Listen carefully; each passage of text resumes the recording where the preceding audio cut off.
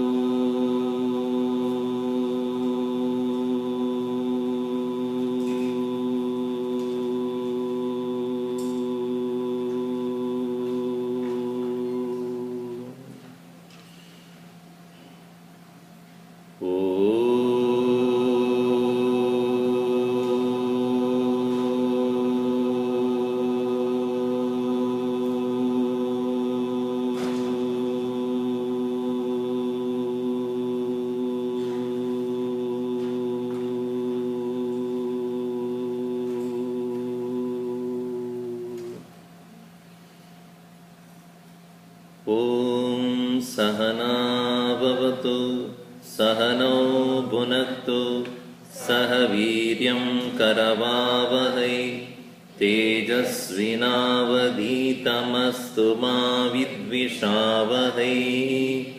Om Shanti Shanti Shanti.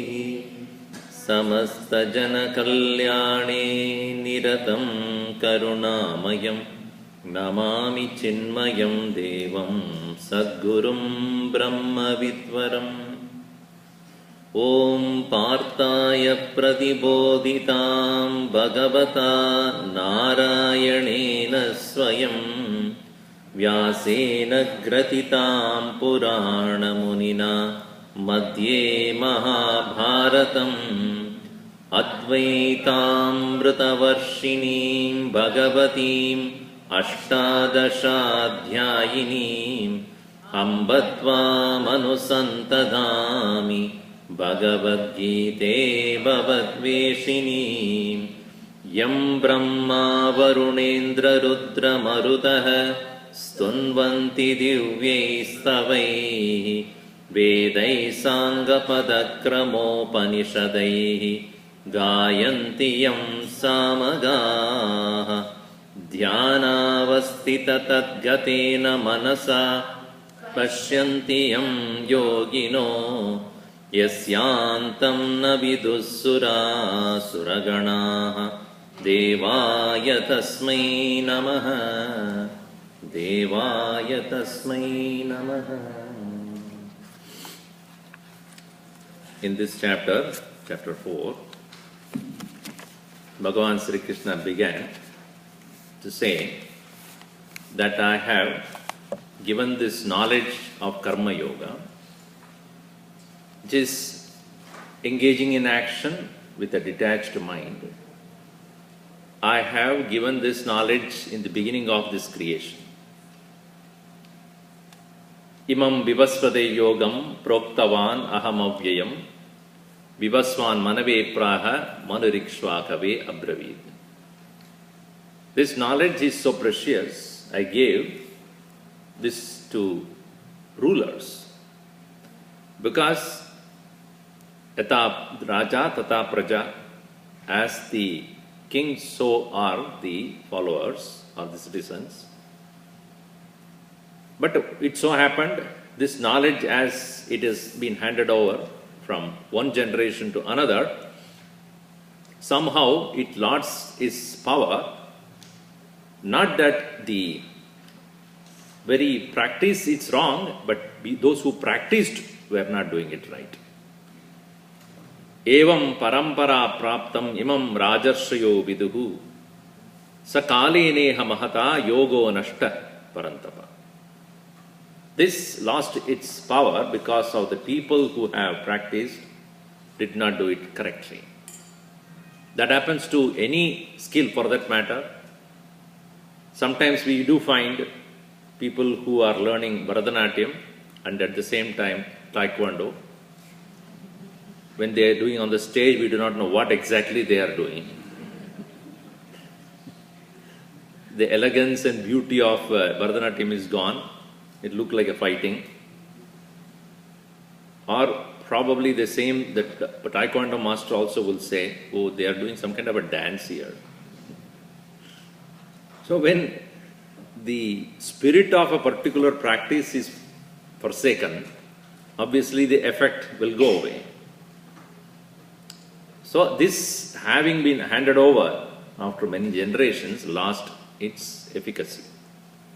Therefore, I have to give you this knowledge again. Sa evayam maya tyedya yoga prokta puradana. And why I gave it to you especially is bhaktosime sakachayati rahasyam hedaduttamam. This is a great secret which I handed it over to you personally because you are my devotee and a friend. And this point, Arjuna was little apprehensive. And he said, how is that you, the one who gave this knowledge, you say, you proclaim, you claim, that you gave this knowledge at the beginning of the creation. But you are in front of me. How can you be there at that time? So Arjuna was asking this question. Arjuna vacha aparam bhavato janma param janma vivasvavam kadametad vijaniyam tvam adav proktavaniti. You are the one who gave this knowledge in the beginning. How do I understand? Because you are here in front of me like anybody else, born some years back. But you, how can you be the one who gave in the beginning of creation? For which Lord Krishna smilingly says, Sri Bhagavan Vacha, Bahuni me veditani janmani tavacha Arjuna, tanyaham veda sarvani natvam veta parantapa. Arjuna, you realize many, many lives have gone by, of yours as well as mine. This, we cannot comprehend the idea behind this particular statement. As I have explained earlier also, here is a place where Krishna clearly explains the theory of rebirth. All of us have gone through many lives. 84 lakhs. Last week I said 84,000. I correct myself, it is 84 lakhs according to Bhagavata. That means you had 84 lakhs husbands or wives, at least some 100,000 children, and 200 to 250,000 grandchildren. Not necessarily only human. Huh? Maybe the dog next door is also your product only. Some birth back, you were there. Now you see, it is said that there are three kinds of results that come to our actions. Krishna explains in the 18th chapter. Anishtam, ishtam, mishram cha, trividam, karmana phalam. Three kinds of results will come in any of our action. Anishtam, undesirable. Ishtam, desirable. Mishram, mixed. These are the three possible kinds of results that we get out of our action. Every action must have a result. And karta eva bhokta bhavati. He, the one who is a performer alone, will be the recipient of the result. This is the theory of karma. That if I am the doer, I will be the recipient of that result. And if it is not happening in this birth, then I should be coming back to receive the result. Therefore, every action performed with an idea of experiencing the result leads to the next birth. And therefore, human birth is conditioned by the earlier action. Bahuni me veditani janmani. Many, many lives thus have gone by. So, bhavati atyaginam pretya natu sannyasinam kvachit. In 18th chapter he says, only a person who has renounced the results of action will not be born again to receive that. Bhavati Attyaginam Pretya. The result will surely come to a person who doesn't give up the result in while doing the action. That anxiety for result, if it is not given up, then you are bound to be coming back again to receive that. Natu Chanyasinam Kvachit, but not to the person who has renounced the desire for the results and engaging in action. For him, the rebirth is not necessary, logically speaking, because there is nothing he needs to experience, for he has given up in the beginning itself. So therefore, you have done many things in the past lives, and for which sake you have to come back again and again and again. Punarabi jananam, punarabi maranam, punarabi janani, jatare shayanam, iha samsare bahudustare kripaya pare pahi murare. Bhagavan Shankaracharya says, "Oh Lord, again coming, again doing the same thing. When is the end of it?" Only thing is, you receive the result all right, but you do not know what you did. Thank God. Because, you see, if we are to remember what we did, we cannot do what we are doing right now. Even in this life, most of us are so preoccupied with our own mind because what we have done in the past, what we are supposed to do tomorrow. After यहाँ पे जाने के बाद वो करना है, वो दिवाली के लिए meet, nowadays you don't meet, वो खरीदना है, we have to go to the shop and get the sweet and all those things and this, and then I have to wear new sari or new dress, I have to buy it. So many things are going on. In this very birth itself, what we have done or what we are going to do occupies us so much. That's why when you are filling up your profile, biodata, name, last name, sex, and then your occupation, preoccupied. Because we are so preoccupied. If in this world, in this birth itself, what we do or what we are doing is preoccupying us, if we were to remember, 84 lakhs. Because it is said human birth is after 84 lakhs of all other forms of living.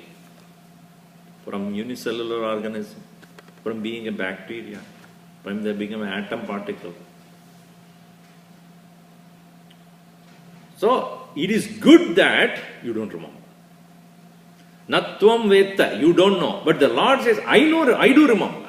For my birth is not conditioned by my actions. That's the difference between, Bhagavan says, between you and me. That's why he clarifies in the next verse here. Ajo bisan avyayatma putanam ishvaro bisan prakritim swam adishtaya sambhavami atma mayaya. Ajaha api, even though unborn, avyayaha api, even though imperishable, ajo bisan avyaya atma, I am one who is unborn, birthless, and I have no perishability, I am imperishable. E bhutanam ishvaraha, I am the Lord of the whole creation. Swam prakriti madishtaya, holding on to my own prakriti, atma mayaya sambhavami, with my own power of illusion, I create myself. Which means, as human being, we didn't make a choice to come here, we have forced to come here. Lord does not come out of compulsion, he comes out of choice.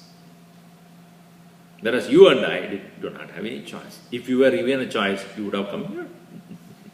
You would have taken this form. You would not have. You would have asked for something better. Oh, Lord, can you make one special one for me where I can have wings also? Is it not true?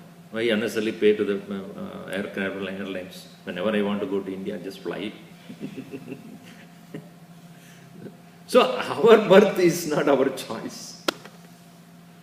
And he says, that's not my case. I come because, see, Swamayaya Sambhavami, by my own power I come. We are conditioned by our own prakriti, nature. We are conditioned by our own physical body also. Our thoughts, our ambitions, our emotions, so many things are conditioning us. But Bhutanam Ishvaraha, the Lord who is the very Lord of the all living beings, It's not a particular person. In Hindu philosophy, God is not any particular individual, but he can be in any form. Bhutanam Ishvaraha. The word Ishvaraha means controller. Just like when you are eating a food through the mouth, after having finished eating, beyond that you have no control. Prakriti takes over. Is it not? You cannot decide where exactly your food should go. Do you decide? Oh, I have a jalebi should go this side. The gulab jamun should go this side. Then murukku or chakli, I said, they should go this side. Coke should go this. No. Once you have done the action of eating, beyond that you have no control. So only 2%, 3% is your action. 98% of the thing is being done. Prakriti. You have no control over the Prakriti. That's why Krishna says, Swabhavastu pravartate. It's Swabhava, it's a Prakriti that takes over. Now you look at the world outside, sun, moon, fire, air, space, water, wind. So many things are there. Just like our body has so many different faculties which cohesively was working, and therefore who we are and what we are. And within us there is the presence, formless, nameless, shapeless presence called life, in whose presence alone all these various faculties are working cohesively, make you a living individual. So our great masters have looked at this whole world and said, sun is there, moon is there, fire, water, air, earth, all these things are there. They are all working cohesively together, which makes the whole universe function. So just like my presence makes my body efficient, what makes that whole thing presence efficient? What is that presence which makes everything efficient? That is Ishvara. A power, a presence. It can get a personification. So Krishna says, even though I am birthless, I am a presence. Ajaha api, avyayaha api, bhutanam ishvaraha api. Even though I have no particular birth or a form, but I do take a form. Swam prakritim adhisthaya, taking control of this prakriti, where you and I do not have that power. And swamayaya sambhavami, with my power of illusion I create it. The two words are used here, prakriti and maya. Prakriti is the nature, maya is the power of the nature. Maya. So very word maya is beautiful because there are only two letters there, ma-ya. The scholars and great masters have defined as maya is yama sa maya. Yama, that which is not, but it appears to be there. That's called maya. Sa yama, that which is not, but it appears to be there. Like for example, if you say, I like this particular object, something, or object or a person, whatever it is, I like it. This desire, or why do you like it? It is joyful, it gives me joy. Okay. This happiness that you are talking about, which is coming from that object, is it located in the object or not? If it is in the object, obviously, then everybody should like the same thing. It is not there. Where is it then? In your mind. So in my mind is the idea of happiness, not in the object. And another peculiar thing is, that very same object you say that it is a very source of your joy, after some time, that was also not there. So what is the nature of that happiness you are deriving out of the object? Is it real? It is there for a short time, on inquiry it disappears. So Maya's nature is, it appears to be there, when you question, it will disappear. But strangest thing is, we never question it. This questioning is what is called Jnana Marga. path of inquiry. What is it? Is it really there? We take it for granted because everybody is like that. So why should I ask that question? But the moment you question, its nature is revealed. It's illusory. This power of Maya is so difficult to overcome. You may overcome here and there, but the power is so large, so huge, so powerful. Krishna says, Mayam tu prakritim viddhi, Mayinam tu Maheshwaram. Mayam tu prakritim viddhi. Understand the Prakriti itself is Maya. And the Lord of that Maya is Ishvara. And just like a magician, when he creates an illusion, he is not disillusioned by that, isn't it? He says, take a hat. Now you see, nothing is there. Then he puts. Now you see, and the rabbit comes out of it. He is not surprised. Hey, where is the rabbit coming from? Because he only created it. A magician is not surprised by his own magic, I hope. In the same way, the Lord who is creating the illusion does not get illusioned by that. That's why he says, Swamaya Sambhavami. With my power of illusion, I create myself in front of you. Prakritim Swamadishtaya Sambhavami Atma Mayaya. Another thing is, in Hindu philosophy, creation is not a one-time situation. It's a constant process. You know, where the Semitic religion or science would like it to be a creation as a one-time event. At some point of time, the whole thing came into being. Now, even logical flaw is there. If the variety has come in, what is the cause of the variety? What was it before the variety came in? Where was it? In what condition it was? And why it is now become this? Trees are not the mountain, mountain is not the water, water is not the fire, fire is not the space, space is not the earth. Where is this variety come from? Apparently contradictory also sometimes. Day is not night, night is not the day. One is hot, another is cold. One is tall, another is short. Where are all these things? Where are all these things coming from? Where are these people coming from? These people are coming from unmanifest to manifest. You see?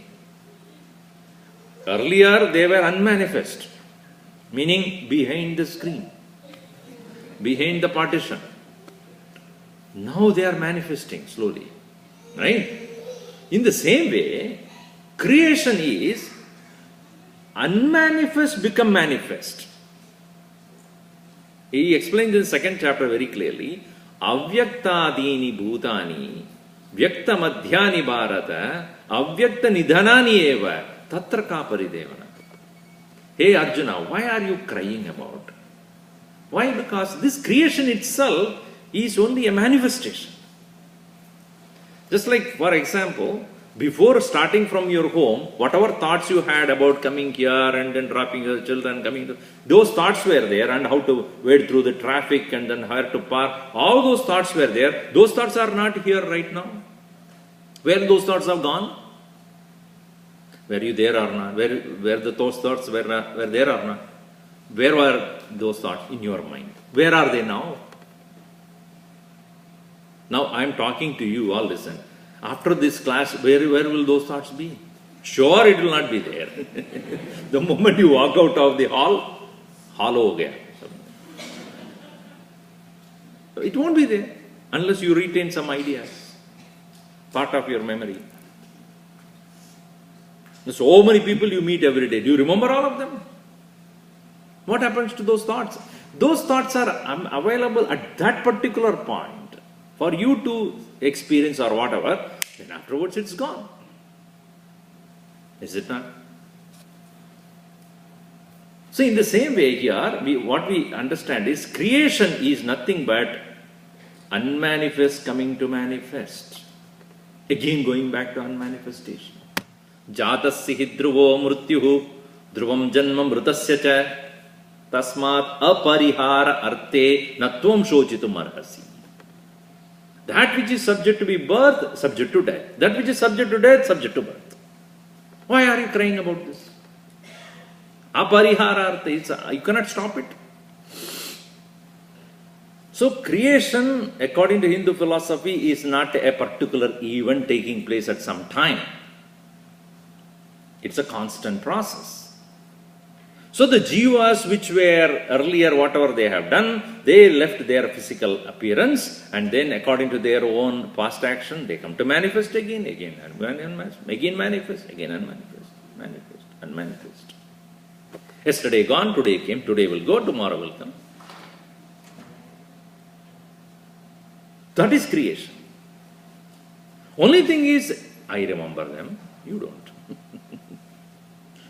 Bahuni me viditani janmani tavacha arjuna tanyaham veda sarvani natvam vetta parantapa. You don't remember.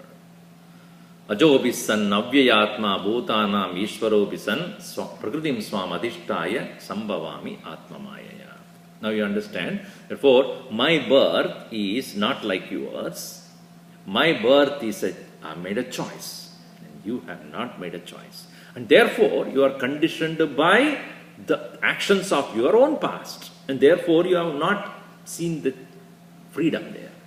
Whereas my purpose of coming is clear to me. Therefore, I come with that particular purpose. And having finished it, I will disappear from here. Now Arjuna looks at him. Tell me, what's the purpose? Why have you come? Now, you tell me. Now, you said that you came with a purpose. What's your purpose? Now comes the famous verse. Repeat after me. Yada yada hi dharmasya glanirbhavati bharata abhyutthanam adharmasya tatatmanam srijamyaham. Together.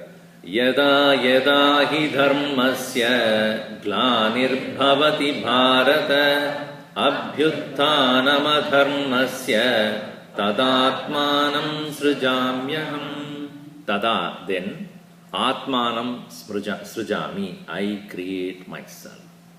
Srij, srishti, creation. Tada, then I create. When? Yada yada, whenever. Dharmasya glanihi bhavati. When dharma declines, adharmasya utthanam bhavati, abhyutthanam bhavati. When adharma increases, then I create myself. The important word that we must recognize in this particular verse is dharma. Dharma is, the very definition is coming from the root word dhr, dharati, holds, supports, sustains. Now I am sitting here, what supports me? This table, right? This podium. The podium is supported by what? The stage. Stage is supported by what? The floor. Floor is supported by what? Foundation. Foundation is supported by what? Earth. Earth is supported by? Where is it? It is suspended in the middle of the air. Space. In the space it is supported. Where are you now? Hanging in the space. This earth supports itself. That is why it's called dharani. Dhr, dharati, dharayati. Dharati, dharayati. It holds itself and it supports itself and supports everything in it also. So because this ability to support is the nature of earth, therefore it is said the dharma of earth is to support.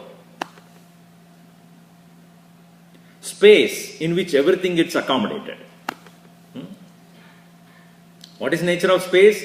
In which everything is. Avagasham datadi di akashaha. Akasha is that which accommodates everything, because that is its dharma, that's its nature. Surya, prakasham cha. Prakasha is the light, and tapaha, bright, heat. So heat and light is the dharma of sun, in the absence of which sun doesn't exist. So sun's dharma is heat and light. So you understand the concept of dharma then. That which is, because of what it is, that is its dharma.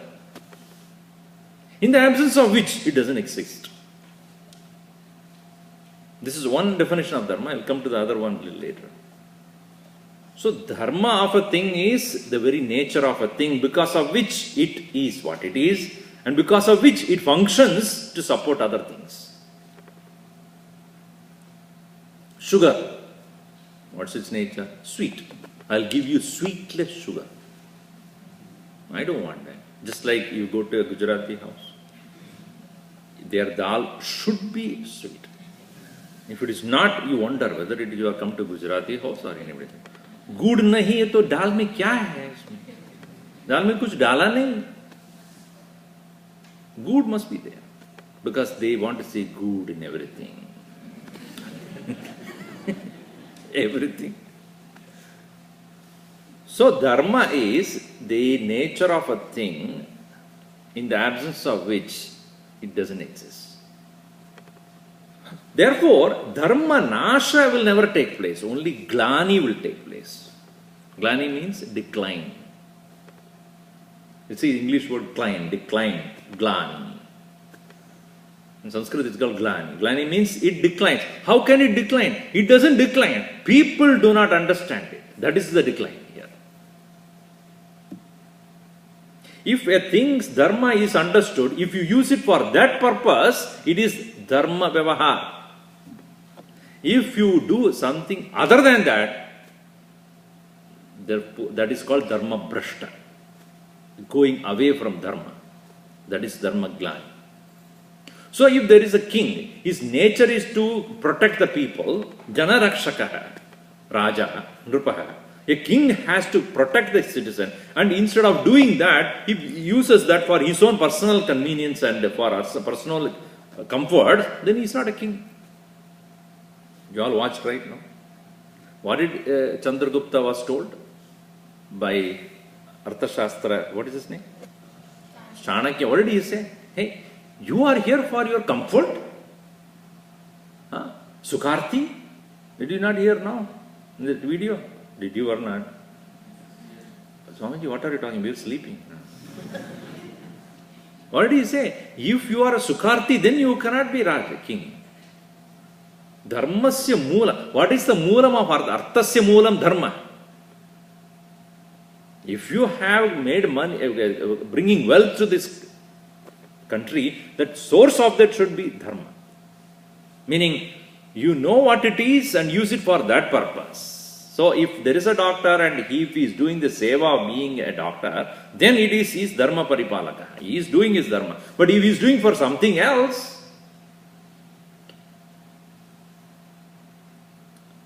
so a doctor said that, the patient came to him and said, Doctor, you said a special surgery needs to be done today? Yes. Yesterday you didn't tell me.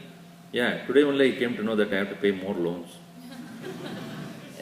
Then he is not taking care of the interest of the patient, he is taking care of his bank balance. Then using his power or using his duty for selfish purpose, then it is not dharma. That is what is called decline of dharma. So, yada yada hi dharmasya glanihi bhavati. That means omitting your responsibility, non-performance of your own duty. That is dharma glani. Whenever, therefore, people of the world have lost their integrity, they have lost their honesty and sincerity, they are not performing what they are supposed to do, and they are not treating these objects of the world or the forces of the universe and misusing them, then I have to come. Not only that, adharmasya abhyuthanam, where not only they stop doing what they are supposed to do and doing the opposite. Instead of the police officer catching the thief and protecting the people, he himself becomes a thief. One is failing the duty, next is doing the opposite. Adharma, utthanam. Utthanam means abhyuthanam, abhi ut sthanam. Keeping that ascendance of the wrong actions, if people get into, then tada atmanam srijami, then I have to come.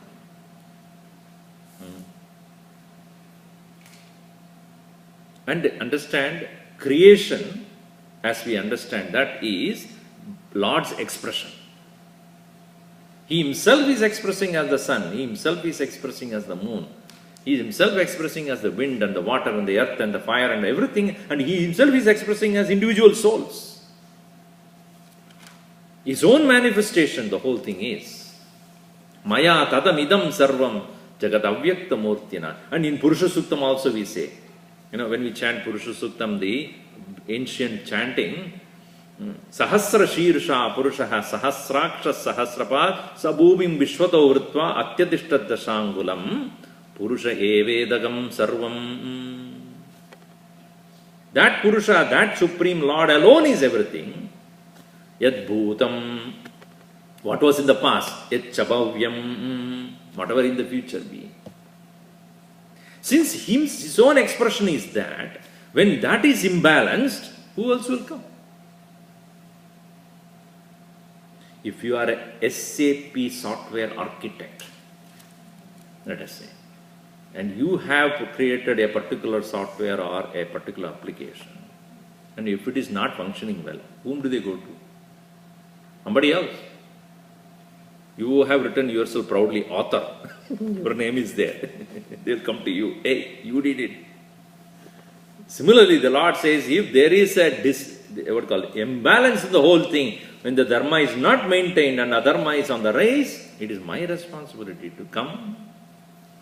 Therefore, atmanam srijami, I will create myself in a particular form, keeping Prakriti under my control, and with my own power I will come, and therefore nobody dictates the terms to me, because I know why I have come. For what? To protect that. Yata yata hi dharmasya glanir bharata. And he calls him Bharata. Arjuna, you are a Bharata. Because you are a Bharata Vamshi. You are coming from the descendants of Bharata. And therefore you are called Bharata. Dasharathasya putraha Dasharataha. Vasudeva putraha Vasudevaha. Bharata Vamshi Bharata. You are coming from that very great lineage of Bharata, therefore you are Bharata. One meaning. Another meaning, Bha iti jnanam bhavati. Bha means jnanam. Tasmin radaha, tatra radaha, therefore Bharata. He who delights in the pursuit of knowledge. Bharata, the country by itself, is known for its wisdom. The one which gave the most ancient wisdom to the world, that is why it's called Bharata. Because it pursues knowledge more than anything else. In that country, the knowledge is given the highest pedestal. So, he says, hey Bharata, one who, because I am talking to you because you have the curiosity to know. Hey Bharata, whenever there is the decline of this dharma, and where there is the uprise of the adharma, then being the very expression of the whole creation, I need to come and to take care of this. And that is the purpose of my being in front of you. See, in this particular chapter, therefore, what we see is the beautiful understanding of what is avatar. Avatar, not the one which moves in, avatar. Or your own form. In the early morning, you have one avatar. Before you come to the Balvihar, you have one avatar. And after then, foundation 1, 2, 3, 4. another avatar. Evening, another avatar. Then your husband is not listening to you, another avatar.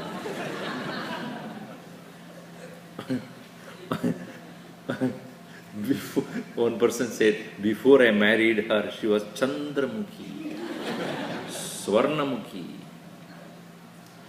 After I married, I realized that she is Suryamukhi. After some time, I learned that she is a Jwalamukhi. Then I became Antarmukhi.